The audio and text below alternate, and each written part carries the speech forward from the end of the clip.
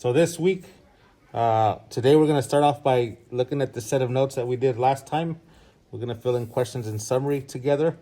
And then we'll take a review at the PowerPoint that we saw last class about Auguste Rodin and just give you a reminder of what you're doing with the foil this week, which pretty much is making a couple of figures and having them interact with each other and taking a picture of them and turning them in.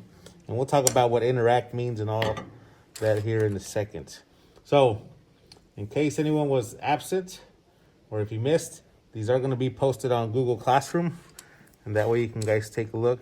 And also the PowerPoint that we looked at. You know, we're talking about this sculptor who was a French sculptor, and you know, he is one of the modern artists, you know, and probably his most famous work is this one right here called The Thinker. And The Thinker was one that was going to be part of a bigger piece called The Gates of Hell, and that was just going to be one of the parts of the entire piece.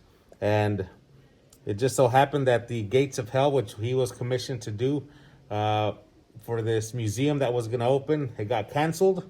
So he never finished that big project. But The Thinker, there was a whole bunch of studies done on him, and he cast him quite a few times.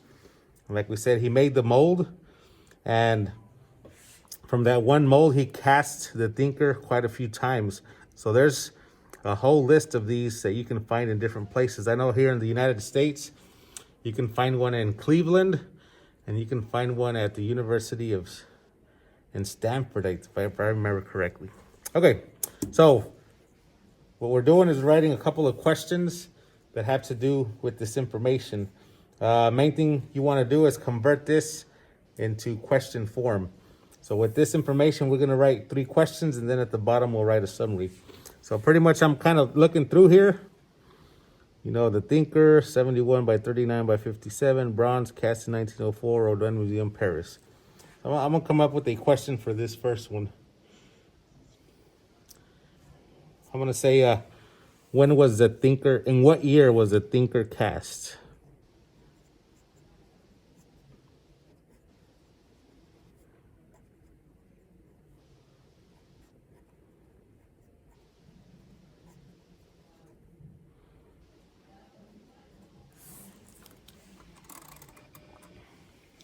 That's too much. Okay. And I'm going to keep reading right here.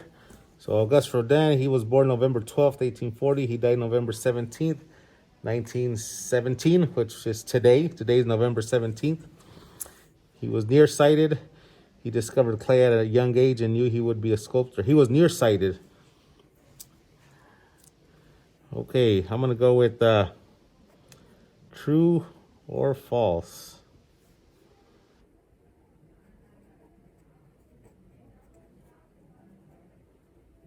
Rodin was farsighted. It's supposed to be a question mark. So, like we said in the PowerPoint the other day, he was nearsighted, which meant he had a really hard time looking at the board when he was in school. So he would kind of just like to doodle and draw in his books. And that's how he discovered that he liked art. He worked under sculptor Albert Ernest Carrier Belus. In 1875, he took a trip to Italy, which inspired him, especially the works of Michelangelo. And it wasn't until, you know, throughout his life, he worked in the arts, doing one thing or another, but it wasn't until his 40s that he established himself as his own artist, his own sculptor. So he was, you know, not young, but it took him a while to finally break off and start his own gig. He created many works with the help of a large team.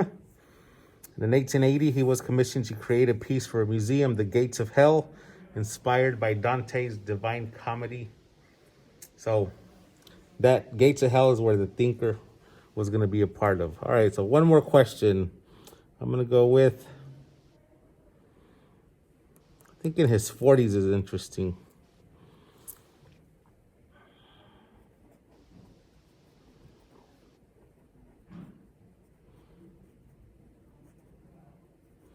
Rodin established himself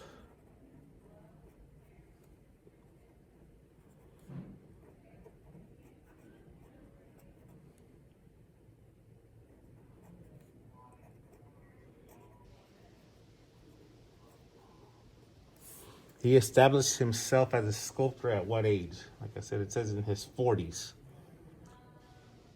So about my age, yeah. All right.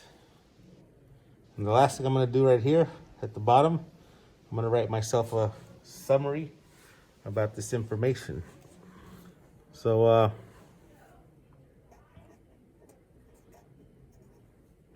for me,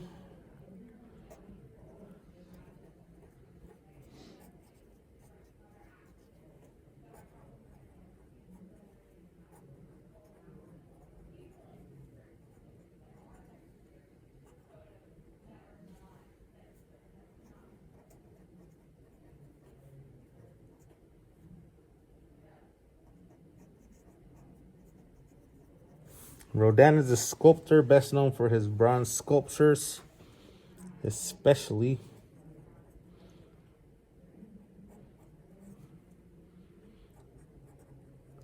the Thinker. I'm telling you, when everyone thinks of this guy, 95% is gonna say the Thinker. So whenever you hear the name Auguste Rodin, that's probably what should come to your mind. Okay, so this is a set of notes. So we're gonna call these done. Like I said, in a minute, I'll scan these. I'll post them in case you missed them. But this is one of the things you're gonna turn in this week. The second thing you're gonna turn in this week is, let me see if I can bring up the PowerPoint. But pretty much on the PowerPoint, it says you're going to create 2 foil figures and you're gonna have them interact with each other. And what that means, you know, we're talking about interaction.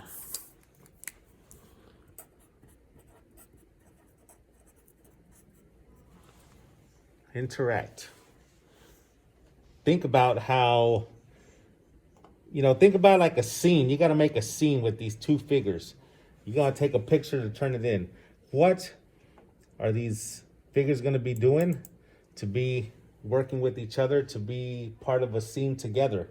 So, you know, I kind of showed you. Let me see if I can put this on the board. Slideshow. Boom. So we looked at all this. We looked at his work. Okay. When I'm thinking interacting, I don't know. You know, this is a picture that I was kind of, and let me see if I can show you this on my phone. You know, this was kind of the picture I was thinking of, because this one had all these little figures that are kind of doing their own thing, you know, but you can kind of think of how you can make 2 of these and have them be working together to create a scene. Like, I don't know, for some reason, I look at this figure right here, the girl that looks like she's doing like that Karate Kid kick. And I'm thinking, you know what would be a cool thing is to have one foil figure doing like that, and then another one kind of like taking the kick. You know, that would be 2 of the figures interacting. So that's what we're talking about when we say make 2 figures and have them interacting with each other. Okay?